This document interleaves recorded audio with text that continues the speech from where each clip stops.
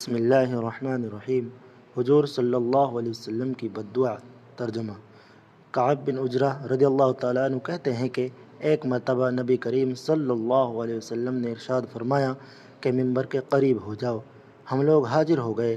حضور صلی اللہ علیہ وسلم نے ممبر کے پہلے درجے پر قدم مبارک رکھا تو فرمایا آمین، جب دوسرے پر قدم رکھا تو فرمایا آمین، جب تیسرے پر قدم رکھا تو فرمایا آمین۔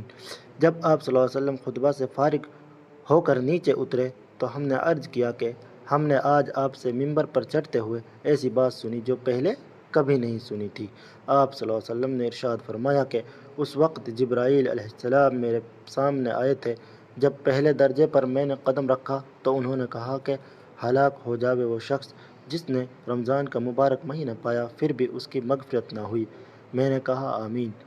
پھر جب میں دوسرے درجے پر چڑھا تو انہوں نے کہا ہلاک ہو جاوے وہ شخص جس کے سامنے آپ صلی اللہ علیہ وسلم کا ذکر مبارک ہو اور وہ درود نہ بھیجے۔ میں نے کہا آمین۔ جب میں تیسرے درجے پر چڑھا تو انہوں نے کہا ہلاک ہو جاوے وہ شخص جس کے سامنے اس کے والدین یا ان میں سے کوئی ایک بڑھاپے کو پاوے اور وہ اس کو جنت میں داخل نہ کرائیں۔ میں نے کہا آمین۔ فائدہ: اس حدیث میں حضرت جبرائیل علیہ السلام نے 3 بد دعائیں دی ہیں اور حضور اقدس صلی اللہ علیہ وسلم نے ان تینوں پر آمین فرمائی۔ اول تو حضرت جبرائیل علیہ السلام جیسے مقرب فرشتے کی بد دعائیں ہی کیا کم تھی، اور پھر حضرت اقدس صلی اللہ علیہ وسلم کی آمین نے تو جتنی سخت بد دعا بنا دی وہ ظاہر ہے۔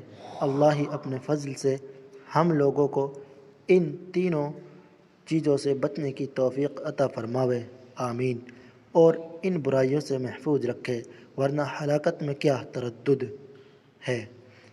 در منصور کی بعض روایات سے معلوم ہوتا ہے کہ خود حضرت جبرائیل علیہ السلام نے حضور صلی اللہ علیہ وسلم سے کہا کہ آمین، تو حضور صلی اللہ علیہ وسلم نے فرمایا آمین، جس سے اور بھی زیادہ اہتمام معلوم ہوتا ہے۔ اول وہ شخص کہ جس پر رمضان المبارک گزر جائے اور اس کی بخشش نہ ہو، یعنی رمضان المبارک جیسا خیر و برکت کا زمانہ بھی غفلت اور معاصی میں گزر جائے کہ رمضان المبارک میں مغفرت اور اللہ جل شانہ کی رحمت بارش کی طرح برستی ہیں۔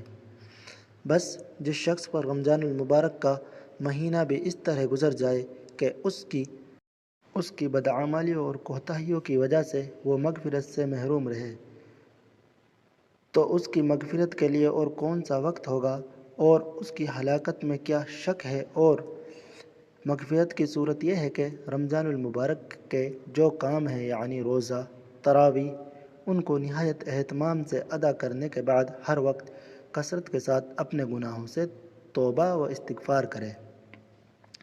دوسرا شخص جس کے لیے بد دعا کی گئی ہے وہ ہے جس کے سامنے نبی کریم صلی اللہ علیہ وسلم کا ذکر مبارک ہو اور وہ درود نہ پڑھے۔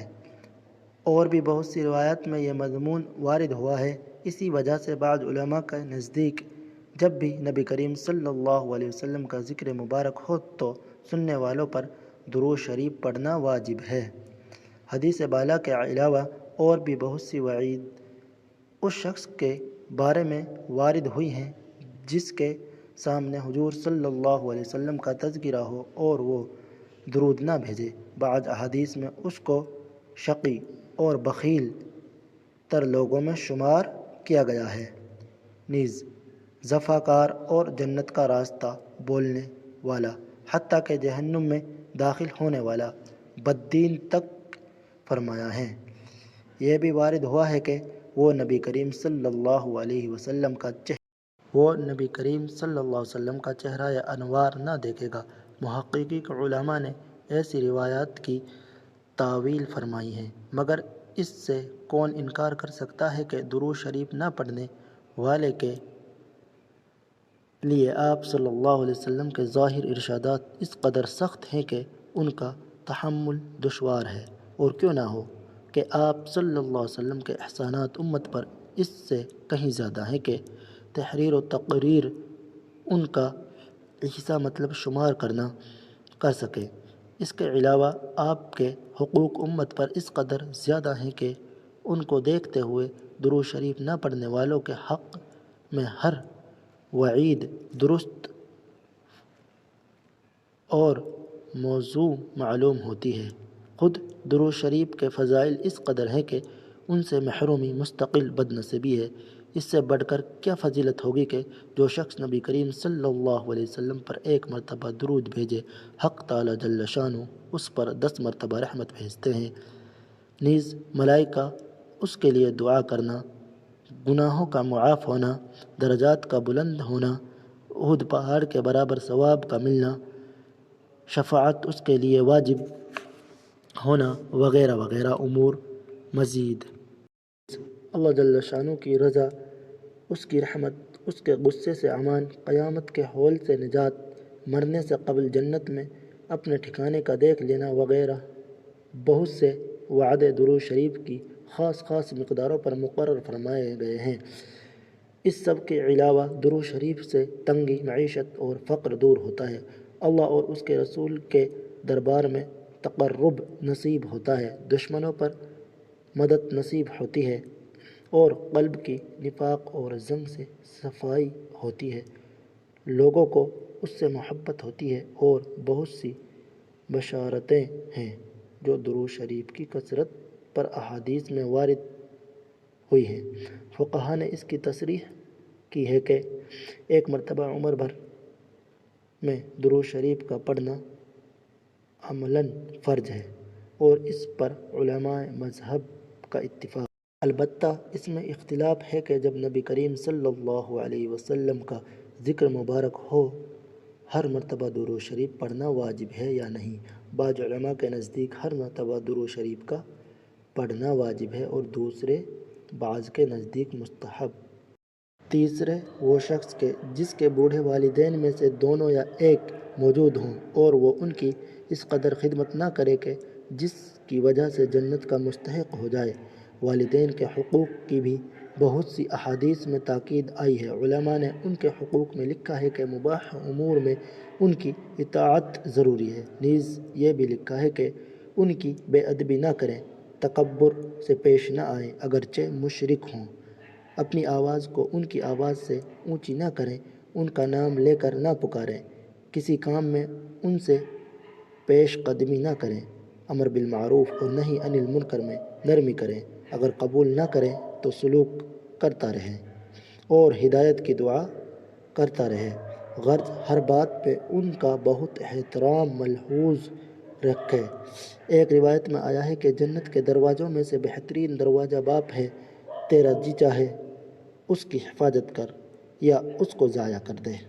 ایک صحابی رضی اللہ تعالی عنہ نے حضور صلی اللہ علیہ وسلم سے دریافت کیا کہ والدین کا کیا حق ہے؟ آپ صلی اللہ علیہ وسلم نے فرمایا کہ وہ تیری جنت ہے یا جہنم، یعنی ان کی رضا جنت ہے اور ناراضگی جہنم ہے۔ ایک حدیث میں آیا ہے کہ مطیع بیٹے کی محبت اور شفقت سے ایک نگاہ والد کی طرف ایک مقبول حج کا ثواب رکھتی ہے۔ ایک حدیث میں ارشاد ہے کہ شرک کے سوا تمام گناہوں کو جس قدر دل چاہے اللہ معاف فرما دیتے ہیں، مگر والدین کی نافرمانی کا مرنے کے قبل دنیا میں بھی وبال پہنچتا ہے۔ ایک صحابی رضی اللہ تعالیٰ عنہ نے عرض کیا، میں جہاد میں جانے کا ارادہ کرتا ہوں۔ حضور صلی اللہ علیہ وسلم نے دریافت فرمایا کہ تیری ماں بھی زندہ ہے؟ انہوں نے عرض کیا کہ ہاں۔ حضور صلی اللہ علیہ وسلم نے فرمایا کہ ان کی خدمت کر کہ ان کے قدموں کے نیچے تیرے لیے جنت ہے۔ ایک حدیث میں آیا ہے کہ اللہ کی رضا باپ کی رضا میں ہے اور اللہ کی ناراضگی باپ کی ناراضگی میں ہے، اور بھی بہت سی روایات میں اس کا اہتمام اور فضل وارد ہوا ہے۔ جو لوگ کسی غفلت سے اس میں کوتاہی کر چکے ہیں اور اب ان کے والدین موجود نہیں، شریعت مطہرہ میں اس کی تلافی بھی موجود ہے۔ ایک حدیث میں ارشاد ہے کہ جس کے والدین اس حالت میں مر گئے ہوں کہ وہ ان کی نافرمانی کرتا ہو تو ان کے لیے کثرت سے دعا اور استغفار کرنے سے مطیع شمار ہو جاتا ہے۔ ایک دوسری حدیث میں وارد ہے کہ بہترین بھلائی باپ کے بعد اس کے ملنے والوں سے حسن سلوک ہے۔ اللہ تعالیٰ ہم سب کو عمل کرنے کی توفیق نصیب فرمائے۔